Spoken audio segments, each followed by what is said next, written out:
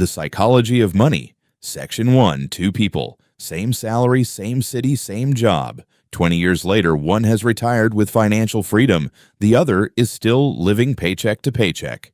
What's the difference? It's not intelligence. It's not education. It's not even income. It's behavior. It's psychology. It's the invisible forces shaping every financial decision you make. Forces most finance books completely ignore. Today, I'm breaking down The Psychology of Money by Morgan Housel, one of the best personal finance books written in the last decade. 9 lessons that will permanently change how you think about money, wealth, and what enough actually means. Section 2. Context. Morgan Housel spent years as a columnist at the Wall Street Journal and The Motley Fool. He's not a flashy investor with a yacht. He's a writer who spent decades studying why intelligent people make terrible decisions with money. His core argument is this: doing well with money has little to do with how smart you are. It has everything to do with how you behave. And behavior is hard to teach through a spreadsheet. The book is a collection of 19 short chapters, each one a standalone lesson. I've distilled the 9 most powerful ones. Let's get into it. Section 3. The 9 Core Lessons. Lesson 1. No one's crazy. Have you ever looked at someone's financial decisions and thought, that makes no sense? Housel's first lesson is a reality check. Everyone's financial choices make perfect sense given their own experience. Someone who grew up in a household where money was always tight, where the fridge was sometimes empty, that person will relate to money completely differently from someone who grew up with financial security. Neither is irrational. They're both responding logically to their lived experience. Real-world example. People who lived through the Great Depression often kept cash under the mattress their whole lives. From the outside, that looks crazy. Why not invest it? But from their perspective, having lived through bank collapses and mass unemployment, physical cash in their hands was the only thing they could trust. Completely rational given what they'd seen. The takeaway: before you judge someone else's money decisions or beat yourself up for your own, remember that your financial worldview was shaped by experiences unique to you. Understanding that is the first step to changing it. Lesson 2. Luck and risk. Here's something most successful people will never say out loud. A huge part of their success was luck. Housel doesn't say hard work doesn't matter. He says luck and risk are 2 sides of the same coin, and we consistently overweight skill when things go well and underweight luck when explaining others' success. Real-world example. Bill Gates attended Lakeside School in Seattle, one of the only high schools in the entire world that had a computer terminal in 1968. The odds of being born at the right time in the right country to a family that could afford that school were astronomically small. Gates is brilliant and worked incredibly hard, but he also had a 1 in a million head start. The lesson isn't to feel helpless. It's to be humble about your successes and compassionate about others' failures. And critically, don't attribute everything to skill when studying successful investors, because some of what you're seeing is luck you can't replicate. Lesson 3. Never enough. This might be the most important lesson in the entire book. Housel asks, why do smart, successful, wealthy people risk everything they've built, chasing even more? Because the goalpost never stops moving. The moment you reach a goal, you adjust upward. What felt like enough last year is no longer enough today. And in that endless chase, people take risks that aren't worth it. Real-world example. Rajat Gupta was the CEO of McKinsey, one of the most prestigious positions in global business. His net worth was hundreds of millions of dollars. Yet he passed insider trading tips to a hedge fund manager in exchange for the chance to become a billionaire. He already had more money than he could spend in 10 lifetimes, but enough was never enough. He went to prison. The hardest financial skill, Housel writes, is getting the goalpost to stop moving. Knowing when you have enough and truly believing it is more valuable than any investment strategy. Lesson 4. Compounding confounds. Let me give you a number. Warren Buffett's net worth when he turned 65 was around $60 billion. Today, in his 90s, it's over $100 billion. That means roughly 97% of Warren Buffett's wealth was accumulated after the age of 65. Think about that. the most celebrated investor in history, and the overwhelming majority of his wealth came in the last chapter of his life. Why? Because Buffett started investing seriously at age 10 and never stopped. He gave compounding 80-plus years to work. His secret isn't just stock-picking genius, it's time. Real-world example. If you invest $1,000 at age 20 with an average 8% annual return, it becomes around $21,700 by age 60. But if you wait until 30 to start, that same money grows to only $10,000. A 10-year delay cuts your outcome in half. The most powerful financial tool you have is time, and it's the one thing you can't buy back. The lesson: stop looking for the perfect investment.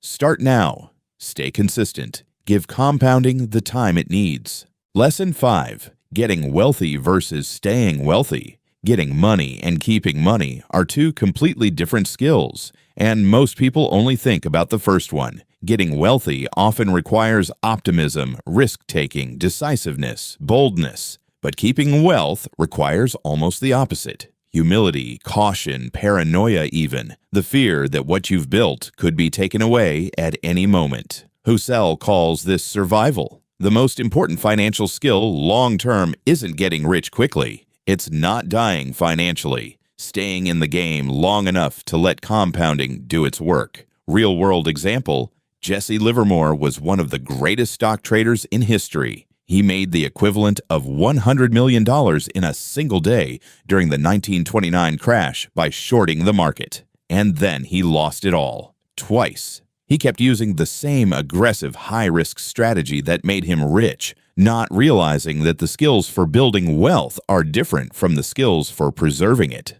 The takeaway: once you have something worth protecting, change the game you're playing. Building and preserving are different modes. Lesson 6. Tails. You win. Here's something that will make you feel a lot better about your investment mistakes. In investing and in business, a tiny number of events drive the overwhelming majority of outcomes. These are called tail events. Amazon's entire success as a company rests on two things: AWS and Prime. The rest of their projects and experiments, most failed. Netflix, Apple, Google, same story. A handful of giant wins buried under mountains of failures and mediocre bets. Real-world example. Venture capital funds expect to lose money on the majority of their investments. They don't need every bet to work. They need one or two to become the next Google or Uber. One tailwind pays for everything else. The same logic applies to your investment portfolio. You don't need every stock to go up. You need a few big winners.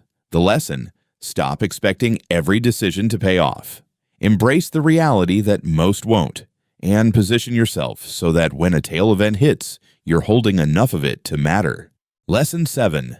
Freedom. What is money actually for? Most people would say security, or comfort, or the ability to buy nice things. Housel's answer is different. The highest form of wealth, he writes, is the ability to wake up every morning and say, I can do whatever I want today. Not a yacht, not a mansion, not status. Control over your time. Research consistently shows that having a sense of control over your day is one of the strongest predictors of happiness. More than income, more than possessions.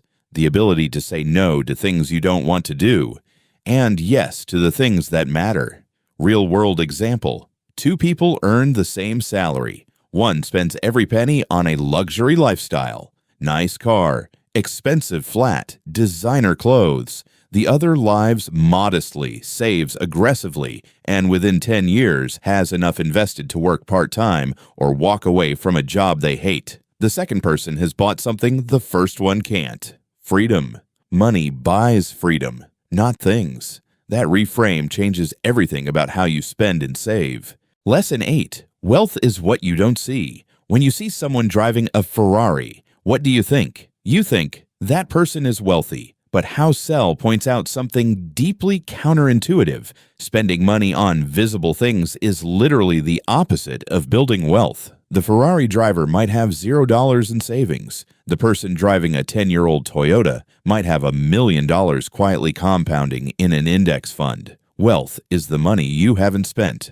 The asset's not yet converted into things. It's invisible by definition, which means that most of what we associate with looking wealthy is actually the opposite of being wealthy. Real-world example, the book The Millionaire Next Door famously found that most American millionaires live in modest homes, drive ordinary cars, and shop at normal supermarkets. They don't look rich because they're too busy being rich to spend money looking rich. The lesson: stop trying to signal wealth. True financial progress is largely invisible. That's the point. Lesson 9. Save without a goal. Most financial advice tells you to save for something specific: a house deposit, a car, retirement, an emergency fund. Housel goes further. The most powerful saving, he argues, is saving with no specific goal in mind, just accumulating optionality. Why? Because the most valuable things in life are the ones you can't plan for. The unexpected opportunity, the career pivot, the health crisis, the chance to start a business. You can't predict these moments, but you can prepare to seize them. Real-world example: imagine being offered your dream job, but it pays 30% less than your current role. If you're living paycheck to paycheck, you can't say yes.